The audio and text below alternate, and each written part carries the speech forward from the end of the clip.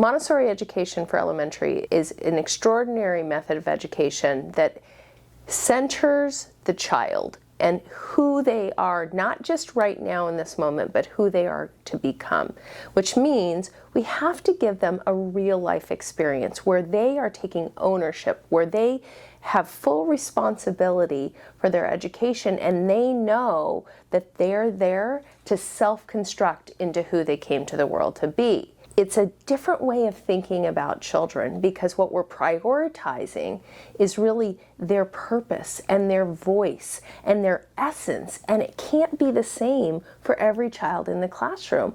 The education and the academic challenges need to stretch each child as an individual and really fuel their spirit and their curiosity and keep that love of learning and that passion about life all the way turned on. At the elementary level, really for me what Montessori is about is lighting that fire for children and keeping their passion growing, that love of learning. That for me really is the key of what it's about. It's individualizing education so that each elementary child wants to learn and feels they have some agency around their own education.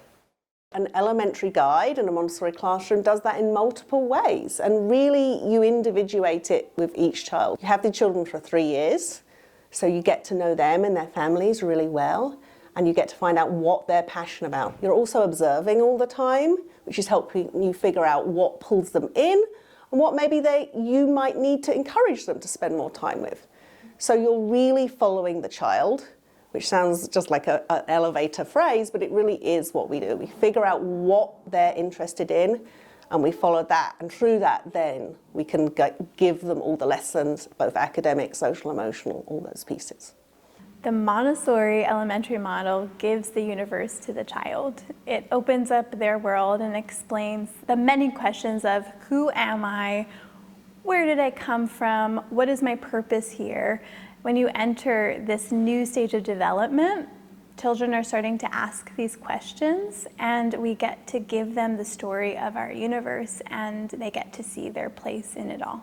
Coming into a room, you might witness, at any given moment, children with long timeline creations. Their research a lot of the times is focused in on timelines because they're placing everything in history, and they're taking all of these beautiful puzzle pieces that they've been gifted this knowledge of, and they're putting it into context as well as where they are placed in that context. Part of the beauty of a Montessori classroom is that the children have what we call freedom with responsibility. And so we build a structure for the children so that they have the opportunity to be independent and make independent choices. Part of what we have to remember is that education is designed to build thinkers. If we never give children an opportunity to think deeply, how are they possibly going to go out into the world and be problem solvers and collaborators and thinkers? So in the Montessori classroom, that is baked in. They have the opportunity to think, what am I going to start with today? Oh, I need to finish that. I need to work with this friend on this, solving this problem. And so much of it comes from themselves that they're highly motivated around this, yet there's responsibility to meet the standards of the classroom and operate within the framework that's given. So it's an amazing opportunity to learn how to be independent in a place where there's a lot of support around that. There's the responsibility piece, where as a guide, as an adult in the room, you're holding them able, you're having regular check-ins with them, and talking about the challenges and the successes and where do we need to tweak things. It's really a feedback conversation between the guide and the child or children. And it's really different to more traditional, how more traditionally a 1st through 6th grader would be held. So they're really advocating for themselves, for what they need, where they might see they need more support, or where they feel they've got it. And those are all skills that they're building for life, and they're learning at such a young age. Each child, again, will follow, they'll show you what they're comfortable with, and it's kind of our job to like be right on that edge of where you're challenging them enough but not too much, and that's, you have to figure that out with them. The Montessori method serves the child because we are facilitating their autonomy and their ability to walk into the world and have choice and be an active participant in their education. And our job as guides is to really follow the child, to provide the resources that are needed for them to find more depth in a certain subject. For us, it's really about looking at who is this human in front of us and what is their individual need? What do they need in each of those areas to keep discovering themselves, to have the self-awareness, the self-knowledge, and know who to be in community? How can they best serve their community? What is it that they came to the world to do? When we're educating children, we have to look at them as a whole person. Academics are a part of the puzzle. It's part of how we stretch them, because what we know is that human beings self-construct and build themselves through worthy challenges. So we have to give them worthy challenges, but not so that they focus on only getting an A. This is about how do they become the person they came to the world to be. It's supporting their whole being.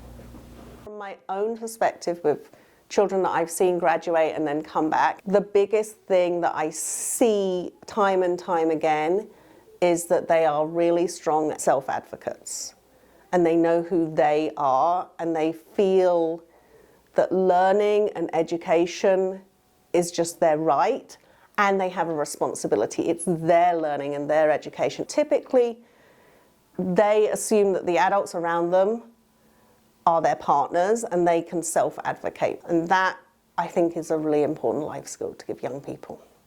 They've had the opportunity to think for themselves, manage their time, have real interactions throughout the day, real leadership. They walk in every morning and get to decide how they're going to spend their time that day. They're accountable for their time. We hold them able for that management. And they come to school and are inspired about what they're doing. They're excited walking in and working on what they're working on, because it's different for each one of them. Our students leave knowing that they matter. They know that they're important to the world, their voice matters, that their purpose matters, and that every other person's voice and purpose matters too. It's a beautiful way of looking at humanity and raising our children, and really a gift to the world.